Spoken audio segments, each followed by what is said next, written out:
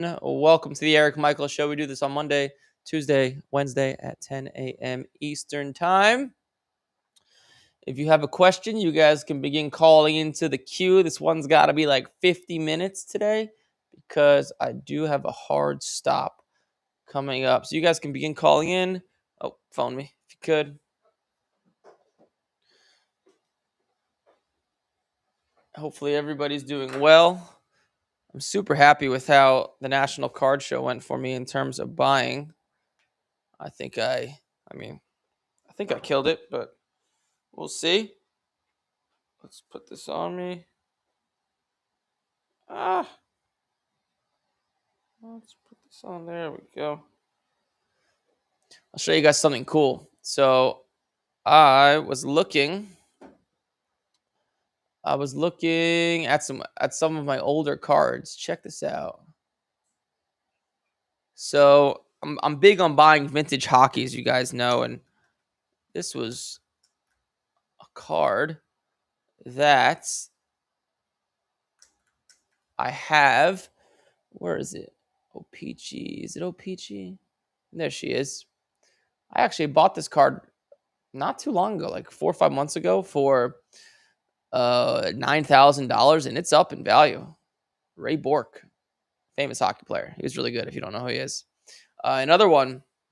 This was actually, I think, my biggest win of the National Card Show in terms of getting the best deal. So I bought this night. I didn't really talk about this yesterday, but I bought this. So it's this 1933 Gaudy Babe Ruth PSA 2. It was the green one. And the green one is numbered to 181 or numbered 181. So check this out. So I went to go buy this card and I was like, what's it worth? Let's look at the recent sales. So a PSA, so the one I bought was a PSA 2.5. Okay. So a PSA 2 point, or excuse me, the one I bought was a PSA 2. A PSA 2.5 that looks good did $21,700. Pretty good. But then on auction, on Golden Auctions, a miscut did $10,300. I know a regular PSA 2 is going to be worth at least 30-40% more than a miscut. And I paid $12,000 for it. And just also looking at the recent one in 2.5 sale, the two, depending on how it looks, obviously, would be somewhere in between this, somewhere in the middle. So I kind of put it at like 13,000, 14,000. So I think I got a Babe Ruth, Gaudy Ruth PSA 2 at like 80% comps. I don't know what the next one's going to comp at. But you could see here, not long ago, a crappy 2, because it has like folded over corners over here, did 11,600. So it really matters what it looks like, obviously. But the recent sales, to me, say that I think I did pretty well. This was one of my most exciting purchases. Also, my CMO was with me, and this was the first card he bought. We actually split it together, so he put $6,000 into it, and so did I, because he was, I guess, tired of seeing me making all this money with cards. He finally wanted in, so I thought that was cool. But let's start the callers because we are limited on time today. The queue's open after this caller. Just call in once. You'll be in the queue.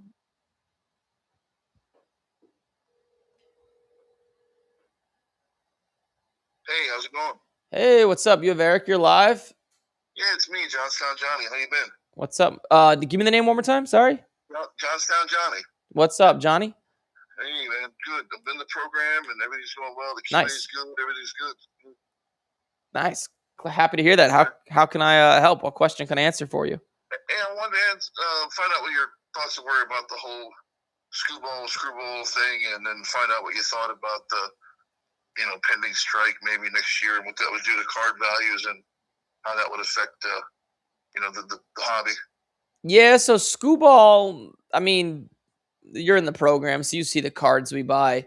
He's not really somebody we would ever buy much, so it doesn't really affect anything like card related, I guess you could say. I mean, it makes the Dodgers loaded. I mean, it's not really going to increase Ohtani's value. His value is already going up a lot, so I don't think it affects much in cards. And then the strike. So I don't think I've been in sports cards for a strike. I don't think so. But maybe, well, I've been in sports cards when they delayed the season for the pandemic, but I don't, you don't know, but I don't think it's going to affect values much at all. If anything, it'll make buying baseball a buying opportunity. So I am not worried one bit about the strike. I mean, even if the season's delayed 3-4 months, they're not going to miss the whole season, or it's very unlikely. So something I'm not worried about. But if it decreases the value, baseball will come back. Whether it's a month into the season or 5 months into the season, whatever it is, I'm not worried about it. All right, awesome. Thanks for everything. Appreciate it. Johnny, thanks, man. Yes, sir. Thank you. All right. Well, I see a bunch of callers there at the end of yesterday's show. Dodgers are stacked going for the third championship title. Yes, they are. They are locked and freaking loaded. They're insane. It's like unfair. How are they getting all these guys? Like who do they I shouldn't even look who they trade. Who do they give up? Tigers get a few minor league guys. Yeah, wow. Just how does this even happen? How do they have all the money to pay these guys? That's honestly, I mean, they just have unlimited money over there. It's insane. It's literally insane. Let's see. By the way, the queue's open, guys. You guys can feel free to start calling in because, like I said, we are limited on time. I just want to see what Cooper flags are ending in auction. Can I bid on anything? Is anything gonna appeal to me? Let's see what we got here. I still think Cooper flags value is low, and it's gonna go up. Just my 2 cents. Just my 2 cents. Anything colored? I was doing a video with a student, kind of directing him on what cards to buy at the card show, and he bought a few of these. I just thought these were easy at the time. He bought a few of these for $250 each, and these are going to be easy sales of these are probably going to go up in value. If not, he'll make at least like 20-30% on it. You have Eric. You are live. Hey, Eric. What's up, man? Who's calling? Oh, man, Joshua Ludley. What's up, Joshua? How can I help? So I had a question on your thoughts with this PSA stuff, because I seen that you're at the Nationals and everything. You really inspired me to get into grading and what. Oh, thank you. And really have taught me a lot. Do you think right now it's probably best just to avoid grading in general? So I could tell you my perspective. I've said this a bunch, but I'll say it again. So you know how I have a program, right? I teach people how to do this, right? Yep. So I've taught this to thousands of people. The people today in the program, I've been doing this since March of 2020, make more money today than they ever have before. Because what happened with grading, number one, less people are grading cards, right? Because PSA got more expensive. So it's just easier to find cards to grade. That's number one. And number two, now you can grade cards and spend $80 to grade a card you weren't able to do before. So just to give you an example, like a Jackson Dart Silver Prism, I think it's like $100, but a 10 is like $600 to $700. You can make 4 or 5, 6 extra money now. So less people are grading cards, and because there's less 10s, there's less supply, more demand. It's even driving up the prices higher of PSA 10. So students today in my program are making more money than I've ever seen before. And it's great because it's easier. It's just a little bit higher risk, higher reward, but that's okay because cards are just way easier to find. So I'm all hands on deck grading. That latest influx, was that, you think, due to when they did first move up their value bulk? You're saying latest? It went from like 9 million to back to 12.4 million, I believe, something like that. When you say influx, what do you mean? Influx of what? Well, when PSA started upping the cost of the value bulk. Yeah. It went from like 25, then I think like right around that time, a Yeah. lot of people were hurrying Yeah, to get correct. in there. Yep, correct. That's a direct correlation, right? So because it used to be $20 or $25 the graded card, the cheapest Yeah. one. Now it's $80. All that's going to do is deter people away from grading cards, because before, you could send in 5 cards for grading, take a little bit of a gamble. It's $25 each. Maybe you'll lose some money. Now it's $80 a card to grade. So now, like, if people were losing money before with grading and they were having a bad experience, now they're totally not grading cards.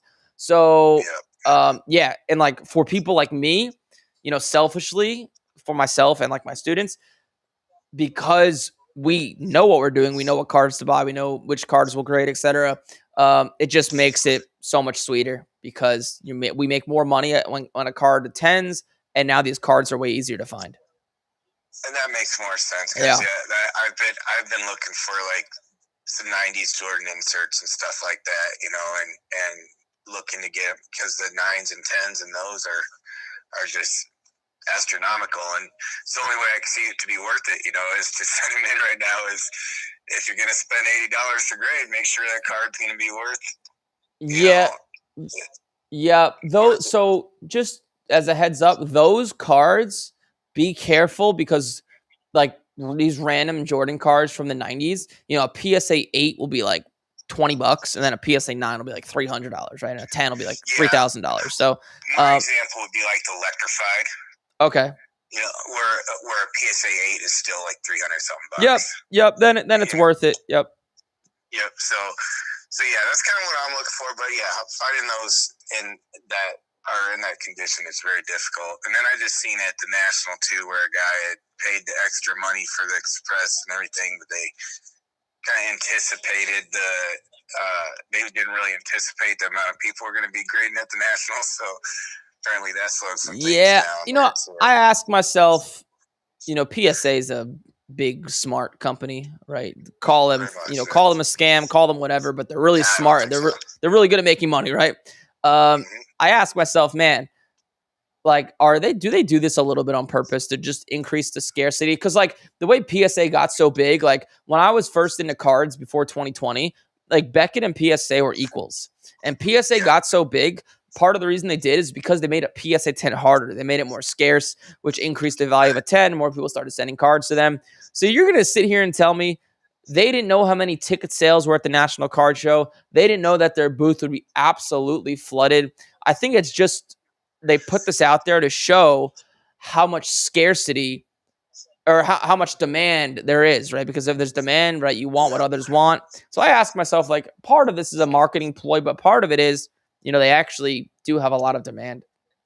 That makes sense to me, because I've been arguing out with my friends. It's like I just feel like you guys understand. It's like they're number one. Like I've considered going to Beckett, but like I mean, because that seems to be the only thing that can compare if you can get that high a grade through Beckett. But I mean, that seems a little harder. Yes, it is. But yeah, I mean, it's hard, because like, you could hate PSA for all you want, but if a PSA 10 is $1,000 and a Beckett 9.5 is $400, it's like, we all like money, and there's a reason, people just prefer PSA. Like I have a huge vintage collection that I just hold long term. It's only PSA. I don't buy SGC. I don't buy Beckett. I keep it only PSA because they're more liquid.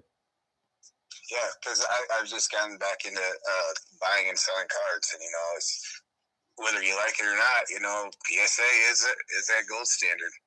And like SGCs are going for almost raw sometimes, so it's like So, but to like kind of put a stamp on your question, so like, what do you do for work?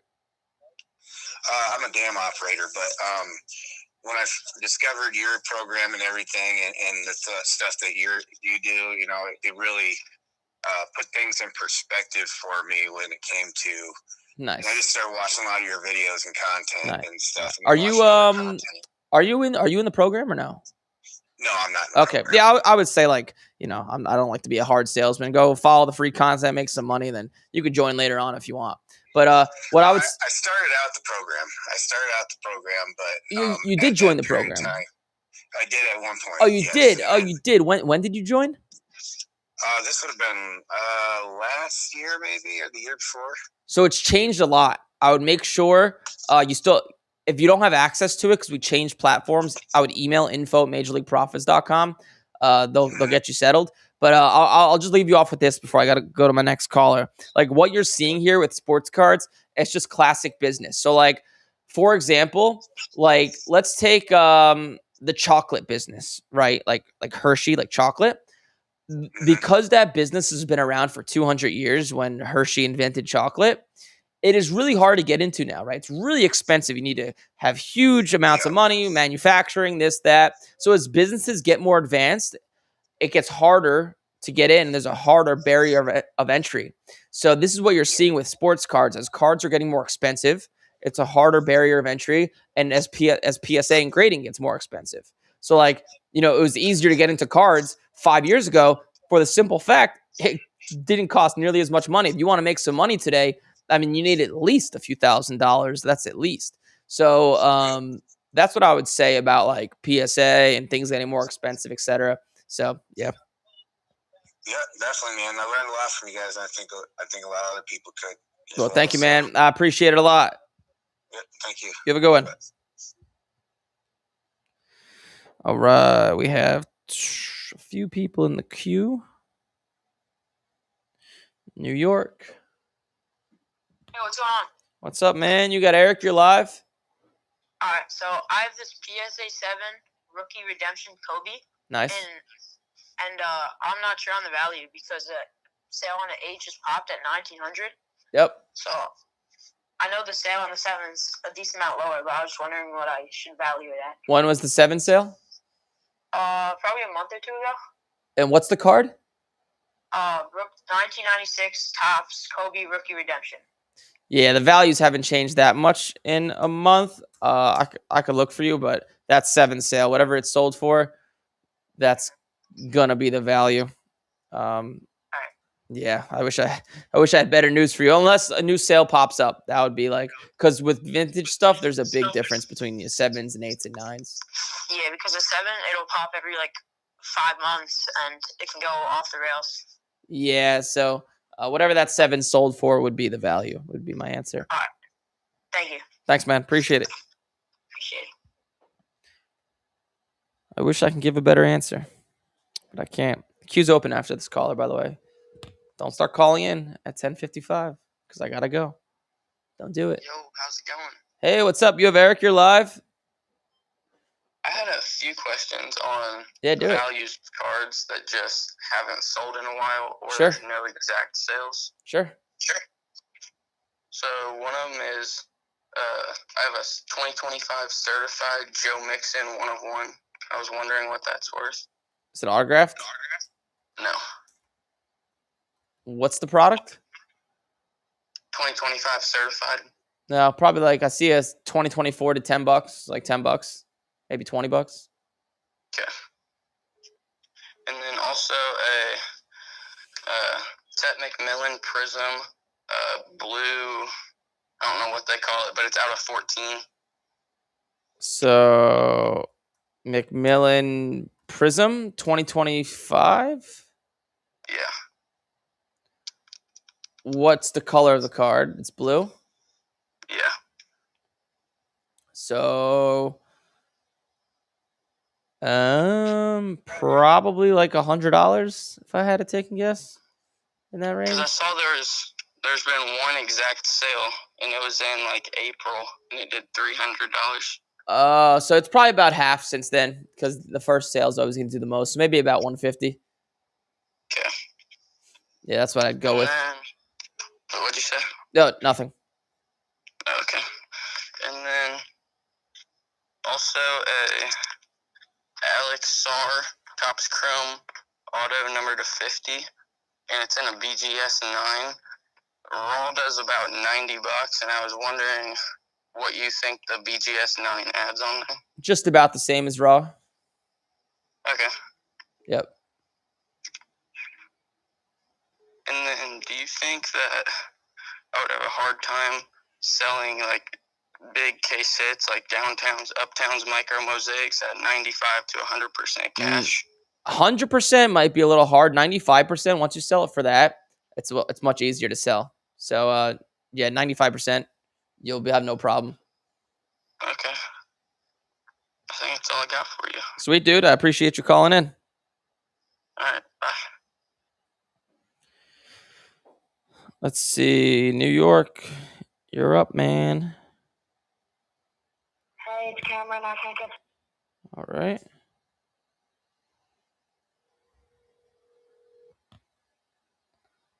Hello.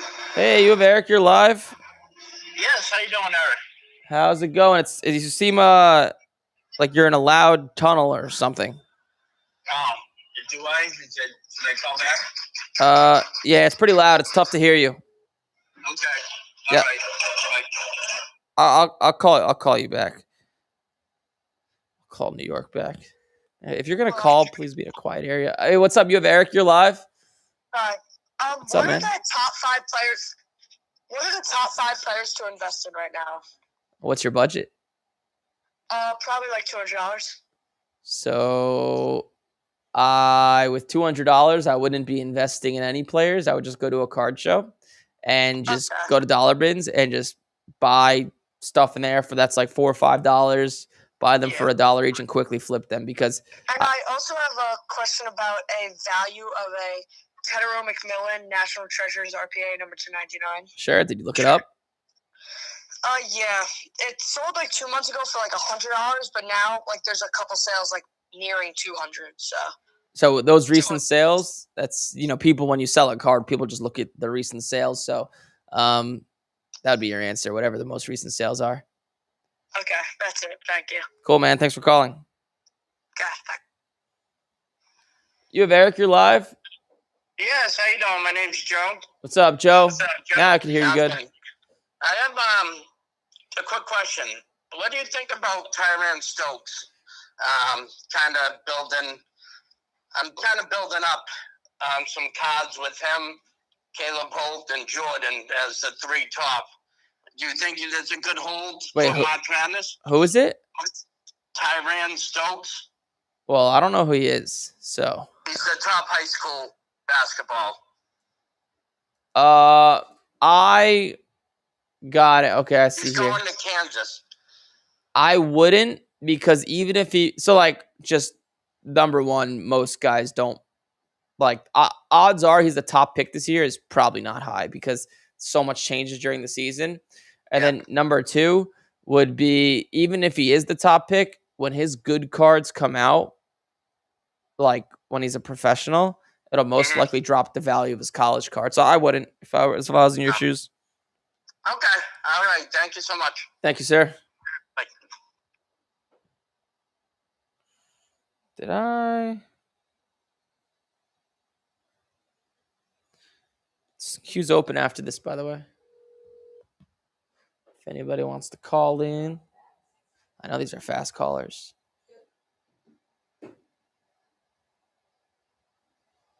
He just crushed the guy with the 101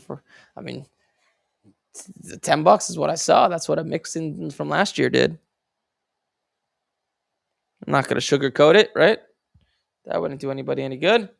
And now the queue is open. Go get a job, little bro.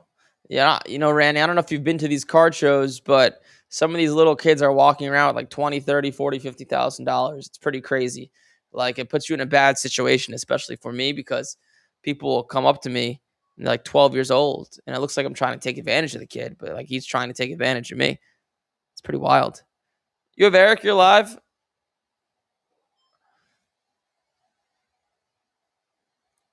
I don't think your mic is working, Mr. New York.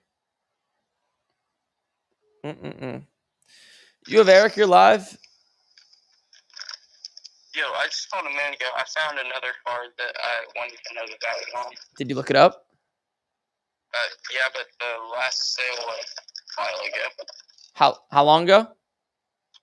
I don't remember exactly. Hold up. It's a Marvel card, by the way. Okay. It's don't even know how you say it, like Dormammu or something. Sapphire number to 5. What did the sale do when you looked it up? I think it was like 200. And how long ago was it? I don't really remember. Was it over under a year ago? Definitely under. There's your answer. It hasn't changed much in the past year. Okay. Thank you. Thank you. I'm going to make everybody do me a favor, and this is not me attacking the person that just called me.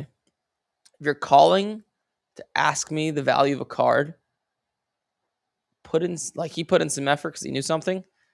Put in some effort and actually look at what you think it's like. Try to do your best. Don't just come to me blindly. I'm happy to answer what anything's worth, but I'm not your card ladder over here. I should wear a shirt that says card ladder, but I'm not. So just come to me with data, and I'm more than happy. But don't put in zero effort, please and thank you. Eric, stop entertaining these. Please be a dick. I was a little bit, I guess, on that phone call, right? I mean, I can't be a total ass. Let's see. Oh, and as soon as I caller comes in. You have Eric, you're live. Hello? Hello. Can you hear me? Yeah, I can hear you. Can you hear me? I can hear you. What's up, man? What's your name? All right, my name's Tony. Tony, what's up, dude? How can I help? Yeah, so out of the brand new 2025 Topps Resurgent Football, Yep. happened to pull a pack the other day, and in one pack there was a Jackson Dart numbered to 250 autograph, Nice. and trying to get the value on that guy. All right. I haven't seen any sales at all. I know the one that's numbered to 299 goes for roughly around, right around like 400, 600, somewhere in there. So, and yours is numbered to what?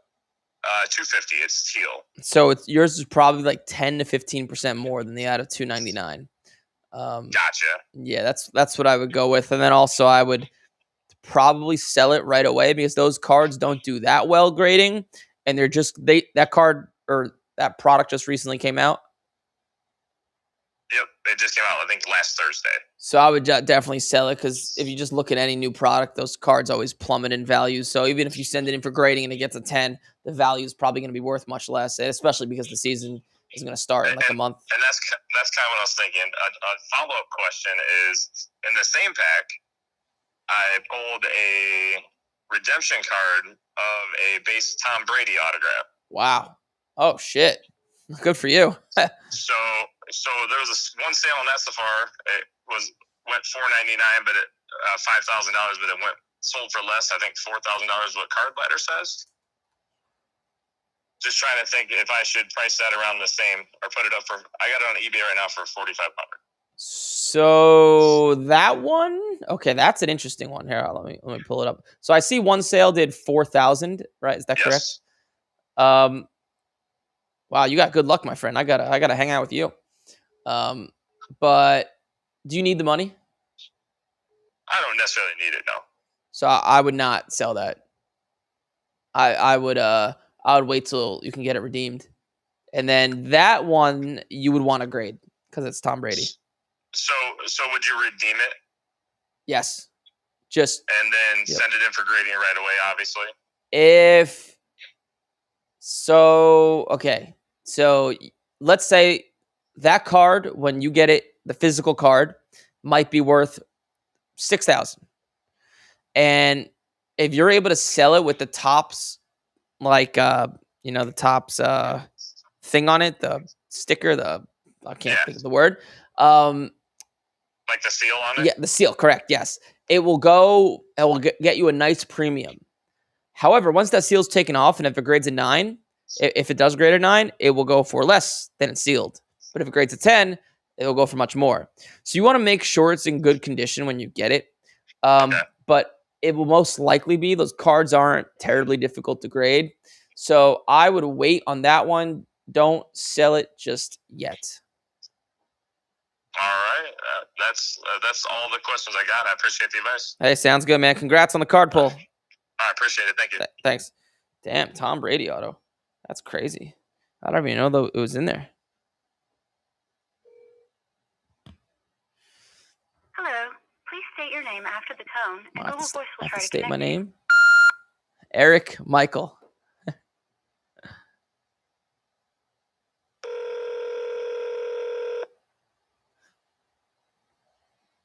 This feels funny doing this. No way. Not going to answer after I stated my name after the tone.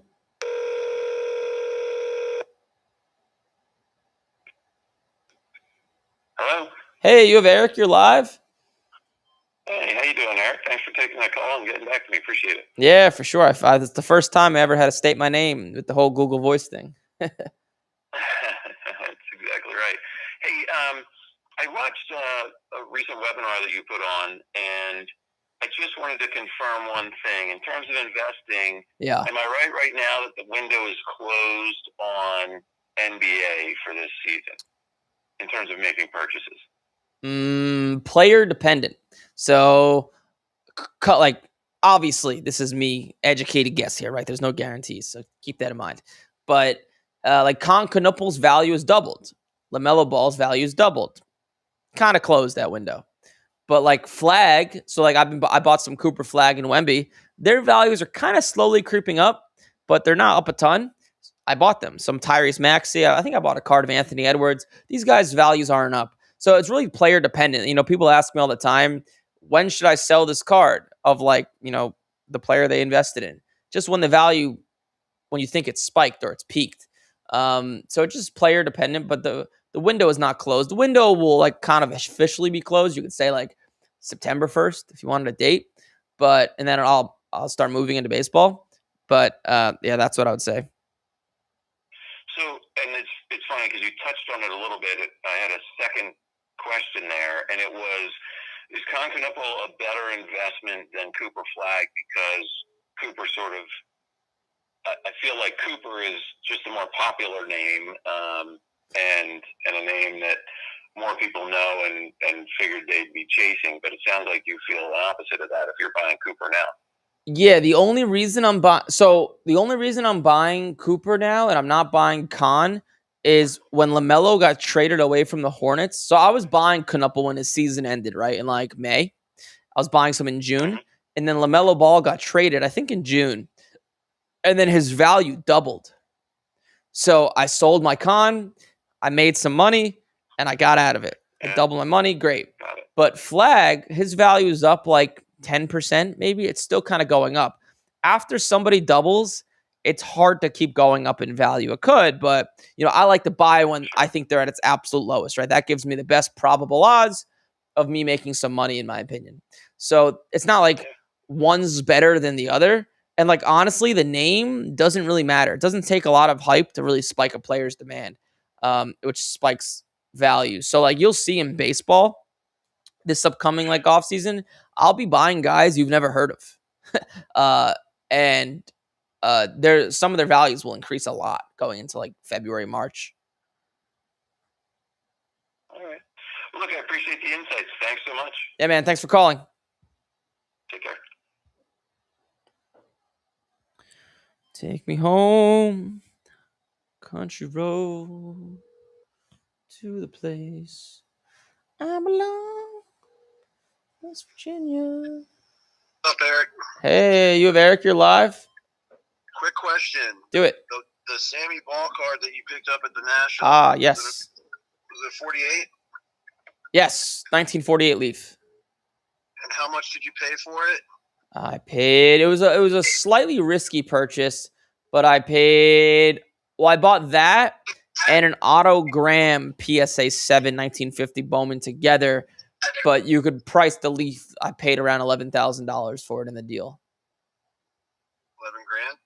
Yeah, but it is kind of risky because there's only one recent sale of a PSA 7, and it sold for $13,000. So that next sale, you know, who knows what it'll go for, but that's why I kind of like was conservative with what I paid. Cool. Well, congrats on that. That's a great card. I would love to. Did you vault it or do you have it? Yeah, I vault all of my cards, all my vintage cards, because I have a million people walking in and out of my house all the time. PSA vault? No, I use the Alt Vault. You know the company Alt. Yeah, And I'm familiar with that. I've never used them. Yeah, the only reason I use them, well, one, they have like their fees are really cheap to nothing, and then number two, they're the only ones that vault like wax, like boxes and actual wax boxes. PSA does it, but I think PSA Vault they charge you 1% of the value when you take it out, which is insane. That's not surprising. Yeah, it's insane. I'm like, what if I pull out like hundreds of thousands of dollars? I gotta pay like $5,000, $10,000. It's insane. That sounds about right. Charge more and deliver less. Yep. Yep. Cool. All right. Well, congrats on that card. Maybe one day, if you ever get it in hand, I would love to take a look at it. Yeah, for sure. I'll probably will not have it in hand for a long time. It's just kind of my retirement fund. But if I do, I will for sure let you know. Yeah, definitely do. I'll have to twist your arm. Sounds good. Any other questions for me? That'll do it. Thanks, man. Thanks for calling in. All right. Yeah, good job. All right.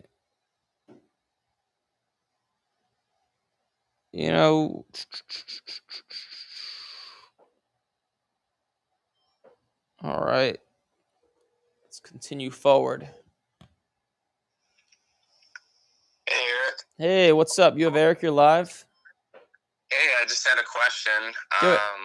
I have a Brock Bowers Prism PSA 10 green sparkle. Nice. Out of 8, but there's no sales like whatsoever. So I was just curious what you thought it might be worth. What do the raws do? The last sale I find is a PSA 8, and it was 1,600. So but the raws haven't sold for a while. Let's look. Let me look this up. So if an 8 did 1,600, that means yours is probably in the neighborhood of like 4,000 to 4,500 in that range. But if you just look at like that's a pretty big card of Brock Bowers. If you just look up the highest Brock Bowers cards ever sold, gold at 8,400, PSA 10 last year. This one did 5,000. PSA 9 gold. Let me see. Out of 15, PSA 10 to $4,000. Yeah, probably about $4,000 to $4,500. I would say. Okay. Is that something you would recommend putting on more of an auction or finding the right select buyer at a show, or what do you recommend? Yeah, that's something. Honestly, I'd probably just go to Golden Auctions and let it rip in like mid to late August because a card like that takes a specific buyer. It's probably just going to sit in your showcase. It's kind of hard to move. It takes the right person there. So I would just let it rip an auction.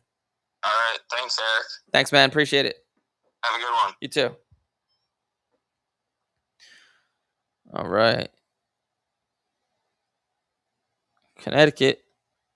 You're up. Come on, Connecticut. Oh, there we go. Hello? Hey, you have Eric. You're live. So I have this Mike Trout 2009 Bowman Sterling auto. Nice. PSA 8 out of 10. Okay.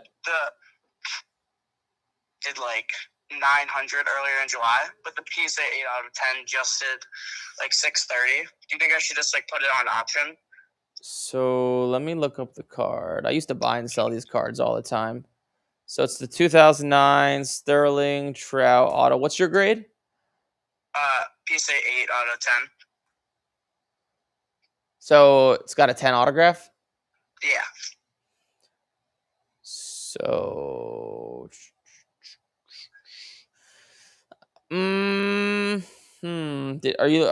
you just buy it? I didn't buy it on eBay, but yeah. What'd you pay for it? $480.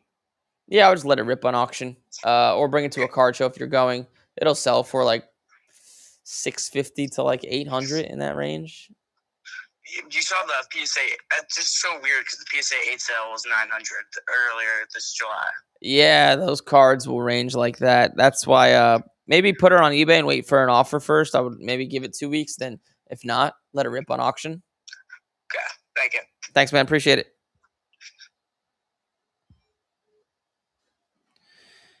All right. We got Illinois.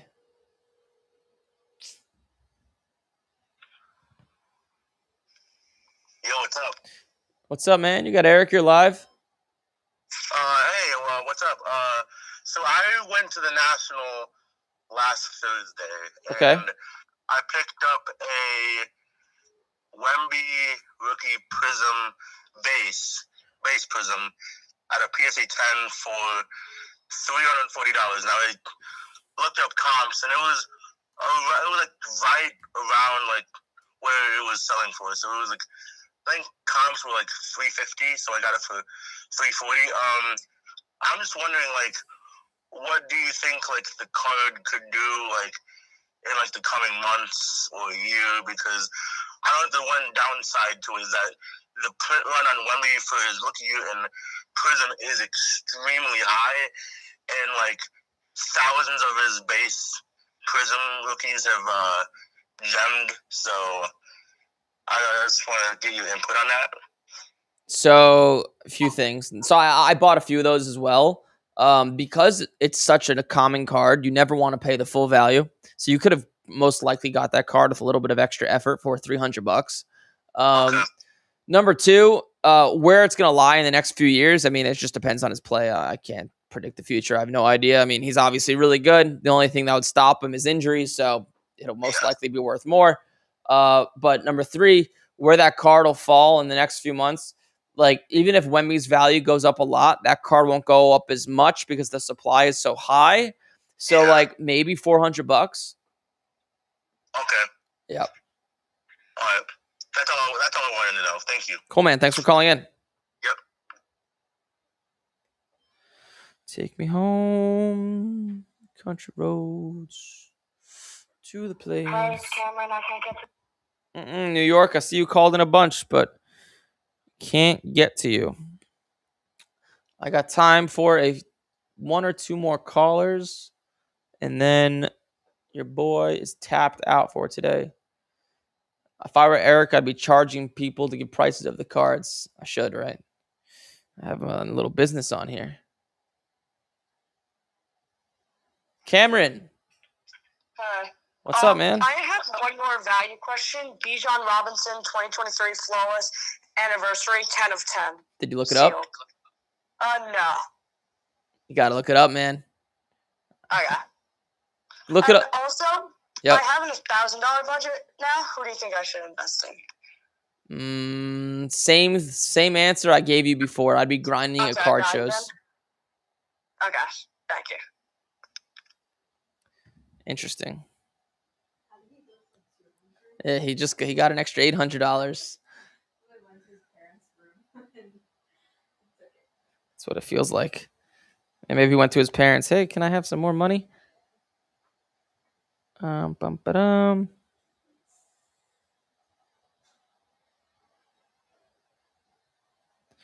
right.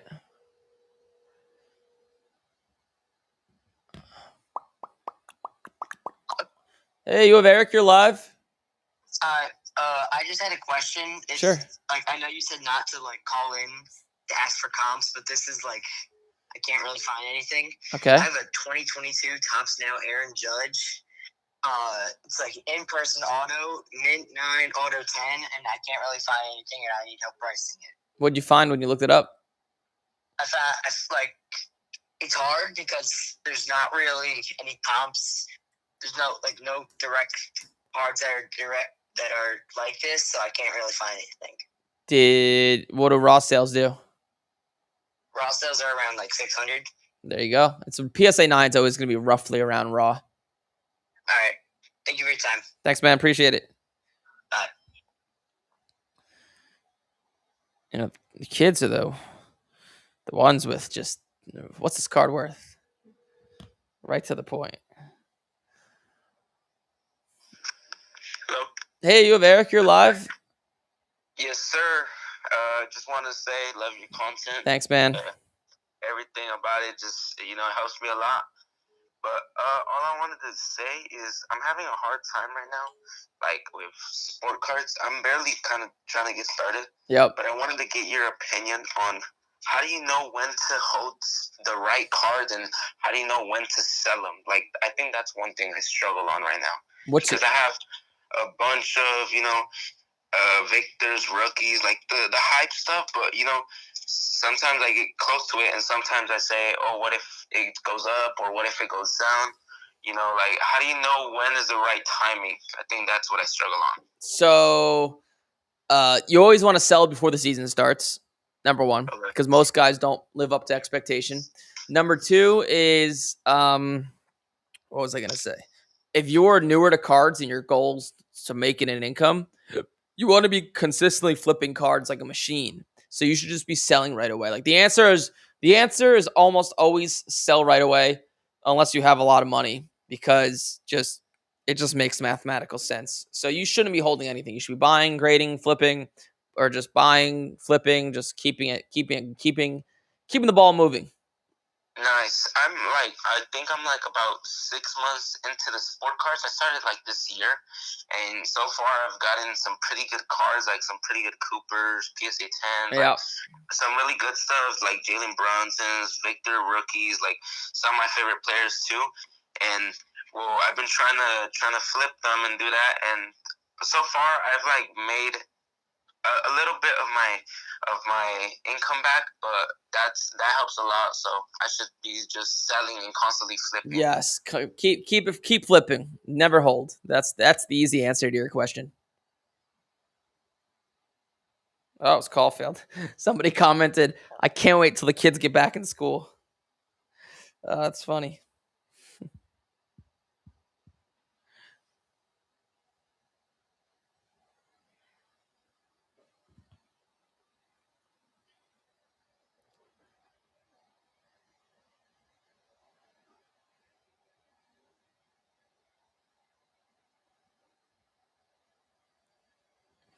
Is it calling?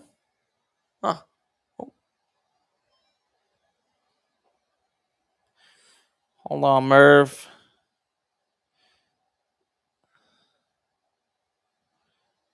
Got a little. Hold on a second. Slight tech error. There we go.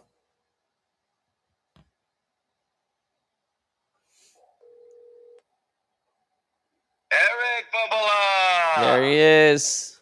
Kavi, who loves you, baby? How's Vanessa? Kavi's not here. Vanessa's here, and you made her laugh, so she's doing well. Beautiful. Eric, I need you to comp a card for me. Oh, no. No sales on the card. A 101 RPA case hit, blue color match, PSA 10, new hairdo, autograph with the inscription, I am not your card ladder, Eric Michael, national on location card. How you doing? That would be worth $25,000 at least. More than that, buddy. Yeah, at least. Don't sell yourself short. Eric, I'm serious. People are calling about this less important card stuff. Let's talk about a much more important thing. Yeah. Sleep. Yes, sleep is important. You mentioned yesterday you had this great mattress. Yeah. Okay. Why is it? I need a new mattress. Why is this mattress so great? All right, you're gonna get me started, Merv. So first off, before I say why it's great, people spend $25,000 on a car, right? You're in your car for an hour a day, right? Maybe you're in your mattress for 8 hours a day, and your mattress is a direct result of your energy and how you feel throughout the whole day. You should not don't be like my parents who are cheap with a mattress. You should buy the best possible mattress you can comfortably afford. It is the greatest investment you'll ever make. So the mattress I bought, I don't know the exact name, but it was $5,000. It was a Tempur-Pedic mattress. Now there's plenty of these, but I like Tempur-Pedic. And one, I like them. I like soft mattresses. Number two, it gets 8 degrees cooler than the room temperature. So it's automatically like, I sleep better when, I think most people do, when it's cooled a little bit. And same thing with my pillow. So I feel great, right? I have this like big, thick, super comfortable pillow on me. Then I'm on this like cool, nice, soft mattress. Is it one of those mattresses that like there's both two sides to it, or it's the whole thing? You know that Whole they have those thing. ones with- Whole thing. 8 degrees cooler with the pillow. Yeah, and it's one of those where I don't know what the name is, but the base of the mattress, the thing that holds the mattress, will actually bend, and there's a remote, and it'll sit you upright if you want to watch TV. Oh, the upright, so you can watch the History Channel. Exactly. So I can watch Ken Burns. Ken Burns all day, baby. Exactly. So yeah, but now there's better versions. There's like, there's still Tempur-Pedic. There's 8 Sleep. It depends if you like stiffer mattresses or not. Also, pillows a big deal. Like I have Tempur-Pedic pillows, and those also get 8 degrees cooler, and they're really soft. It might sound like stupid on the, when you say it out loud. No, this is not stupid. You sound like an optimizer. I don't know. I'm not trying to be insulting. Like someone who's trying to optimize their time. Of course, and you want to get the best sleep so you can have the best, most productive day possible. It starts with how you get your night's rest, right? So yep. You want to comp cards all day. If you get a good night's rest, you can comp them yourself, right? Exactly. If you don't get a good night's rest, you got to call in and bother you to comp your cards. Exactly. Yeah, and don't sleep on the sheet as well. So I also have Tempur-Pedic sheets. You don't need to get those, but like soft, just like silk. It's amazing. So you're talking about like really high thread count sheets, yeah? I would assume so. Yeah, I mean, I think so. They were really expensive, so for sheets. So yeah, but yeah, highly recommend. Right. I think we spend as humans a majority of our time in bed and on the toilet, right? That's where we spend most of our time. So it's true. We should get a good bed. Exactly. When I buy a house one day, I'm going to get a nice customized toilet that warms my tush, so I feel good when I'm on it. True that. All right. I mean, I call it because the sleep is the most important thing. Yeah. I appreciate your call. As you could tell, I like to talk about not just I love cards, but once in a while, just other things that are also related to cards, right? More energy you have, you could actually be productive and make money. I take it to such a degree. I actually bought and purchased a separate sheet, pillow, and comforter that travels with me now when I'm sleeping away for a few days because I hate hotel beds. And that's dedication right there. Yeah. Oh nice. Yeah. I was comfortable during the National Card Show. You better believe it when I was sleeping. Everyone else is tossing and turning. Eric Michael getting 8 hours. Exactly. What about Vanessa? She have a good mattress? I hope so. I hope she gets paid enough to get a good mattress. She just bought a new one from Mattress Firm. She told me. Okay, is she excited about it? Is she happy with it? Yeah. I've had it for since I moved here, since May. Love it. Yeah, she's had it since May and she loves it.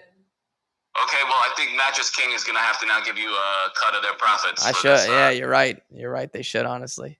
Yeah, for this endorsement. All right, Eric. Well, just, call and talk about the important stuff. Thank you, Merv. I appreciate it, man. You're the man. You got it, man. I'll talk to you soon. All right. Later. See ya. See ya. All right, party people. That's a wrap. I know there's a few callers. I'll have to get to them mañana, so call in tomorrow. We do this on Monday, Tuesday.